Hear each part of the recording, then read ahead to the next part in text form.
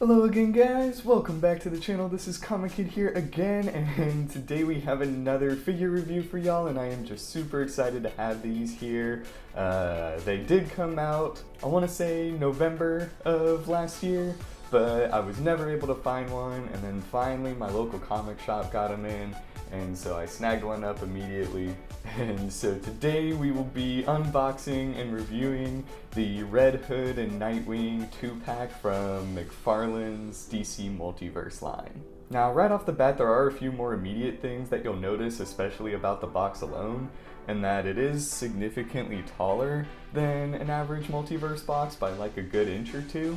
And I'm not quite sure why they did that, especially because you just have an extra inch or two of just plastic and air down at the bottom there. So I do think it probably could have been packaged a little bit better. Aside from that though, everything else is your standard McFarlane packaging.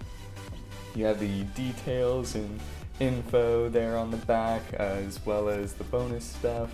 And then everything else is super standard. You have all the legalities and like actual product info down on the bottom.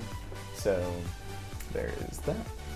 And once again, like with the Flash and Joker ones that I was talking about earlier, you do see that they're slightly posed in the box as well. So while I do think the poses are a little bit awkward and rigid, I definitely think it draws attention to the product itself. So there is that as well, but we'll go ahead and crack these guys open and get into some of the more specific details for them. Alrighty guys, here they are out of the box and in all their glory. Now, we're gonna start with Red Hood because, let's be real, you guys care about the Red Hood more than anything else. McFarlane's already done this Nightwing, it's just a different color scheme. So we'll start with Red Hood. Now, to kick it off with the accessories, again, he is a bit light, but really all he needs is two guns. If anything, I do feel as though they could have done a variety of guns, maybe even a crowbar perhaps, but I mean there's really not much that you need to do with a figure like Red Hood aside from nail the sculpt. Now aside from the guns, you know he comes with the standard base like all McFarlane figures, even the Nightwing came with a base. But one thing that I did find interesting is actually in the card here, and it's that both this one and the Nightwing one are actually like silver and kind of hollow. And so we'll get that a little closer. Hopefully autofocus will. But look at that card there. And the other ones have been a nice quality as well, but they've just been a pretty basic like white card, and so I definitely think that's an interesting touch. I don't know if they did that just because it's a special edition 2-pack or that they're limited or whatever, but there is that. And I do want to mention, though the 2-pack did come out last year, a solo version of the Red Hood figure will be released later this year. And that should be a much more widespread release, so if you guys did miss out on the 2-pack, then you definitely will have a chance to get your hands on him just in another few months. And it is the exact same figure and everything, same accessories. The card might be different if I had to guess, but it is the exact same figure otherwise. Now, as far as the sculpt goes, I definitely feel as though that is where McFarlane just really knocked it out of the park. Like, if you look here, especially in the detailing of the armor and all that, just looks so freaking good. That, I love the way the helmet kind of sculpts and you still get a little bit of detailing down in the brow there. So overall everything is just stellar. Look at that detailing on the collar, all the stuff on the gun holsters, even down to the pants, not jeans. Everything just looks super well sculpted, and so I do think McFarlane did a tremendous job in regards to the overall sculpt. Now, at a 7-inch figure, I was a little worried about how it would compare to the DC Essentials version, which I do not personally own, but I went back and looked at some photos of it, and this is definitely an improvement. The DC Essentials version, he had the long sleeve coat, which didn't quite work, and the jacket especially ran just a little short on him, and the overall sculpt on him was still pretty bland and flat, and there just wasn't much texture to him. So overall, I would definitely say as though this is the best Red Hood figure we have yet to get. So bravo to McFarlane in that regard. Now, to get into some of the articulation with him, I mean, he's got all your standard joints. The coat does make it a little difficult for his arm to come up like that, but you know, it gets the job done. And so there is that, but he does have double jointed elbows, which actually have substantial range there. And the head moves pretty nicely as well, like especially looking down. He actually looks up pretty well. That is about as far as his head goes, even without the collar there. So there's not much really you can do about that. The legs come out really nicely. The holsters don't even get in the way. You do have a double ab swivel there, but that one at the bottom is much more limited, at least in my opinion. And of course, double jointed knees, and a ball joint and toe joint in the ankle. Now really the only thing he's far more limited on is the joints in the wrist, and I'm not really sure why McFarlane chose to do it this way, but the ball joint is still in there, it's just down under the actual gloved hand. And in my opinion, it'd almost be easier to just put the ball joint on the outside of the glove where it actually meets his wrist and call it there, but he didn't do that for some reason.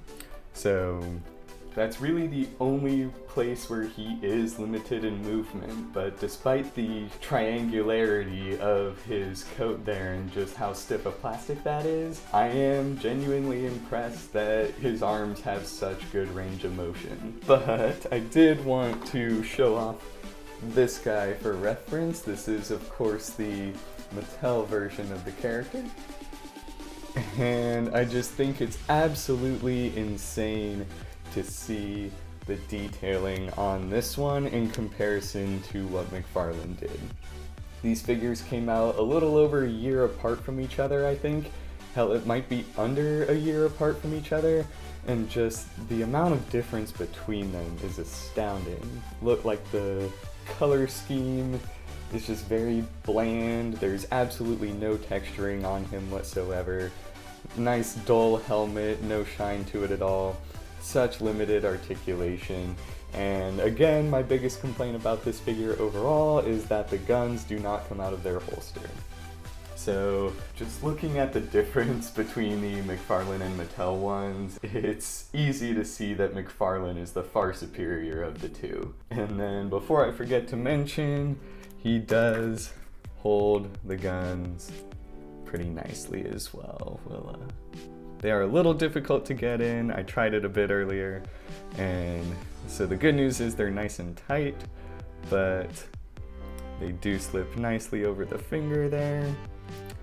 And then you have your Jason Todd Red Hood at the ready. But that's about everything I have to say about him. If you guys want to see some of the articulation schemes, stick around till the end of the video and there will be some posed photos of him. But let's go ahead and switch over to the Nightwing version. Now, I don't actually own a red Nightwing already. I have like 3 different versions of the blue one, and I've always wanted a red version of him, but I never really quite found one that I liked. They did like 2 or 3 DC Essentials versions of him around the time he actually had the red costume, and then there was a recent re-release of the like updated DC Essentials figures where he had the red suit, and that one was probably my favorite, but he had the really like buff but also lanky arms, and something about him didn't quite sit right with me. And I don't think this one's a perfect sculpt or design either, but considering that I got him in a 2-pack with Red Hood, I'm definitely not complaining that I have him. You guys will notice that it is simply just a repainted version of the blue version of Nightwing, which I actually have here as well. And so everything down to everything is the exact same, except everything that's blue is now red or possibly black. Like the mask went from blue to black, and the knuckles on him went from blue to black as well. Now, the only thing I kind of wish McFarlane had done is change the red in the boots down there to black, because it would be a much more accurate version of the suit. Like, you don't even really need to change the sculpt, but if you just paint it black, it's just that much more accurate. So I'm not quite sure why he did that, but it is still kind of a minor complaint that I have regardless. And then, like the Red Hood and any other McFarlane one, he comes with all the standard articulation, very, very limited headroom, but a bit more of an ab crunch than the Red Hood has. Nice butterfly shoulders, really solid elbows there, a much more pronounced ball wrist, and like you can really get some range with that thing if you need to. So that is one thing he does significantly better than the Red Hood. Decent upward motion on the leg there, double jointed knees, which are a little stiff, and nice ball joint in the ankle there too. So yeah, overall I don't really have much to add about this version of Nightwing. If you guys want my full thoughts on the figure, then I would check out one of my earlier videos where I reviewed the whole first Build-A-Figure wave from McFarlane. But I'm definitely happy to have this Nightwing on the shelf. I don't think he'll just be a waste of space, and I do know McFarlane is reusing this sculpt once again later this year with the like Jokerized Nightwing that's on the cover of that one issue of Nightwing Death of the Family. And again, it'll be the exact same thing, just with a different head sculpt. But that is everything I have for you guys today. Overall, I'd give the Nightwing probably a B. I do think the arms could use some improvement overall, but that Red Hood is definitely a nice, solid A. Not quite an A+ in my opinion, but I mean, I have so few complaints, it's not even funny, and that is definitely one of the best McFarlane figures so far. And if he continues to deliver like this, then I think DC definitely made the right choice in switching from Mattel to McFarlane. But that's everything for today, guys. Thank y'all so much for watching. Be sure to hit like and subscribe as well, and I will see you guys again real soon.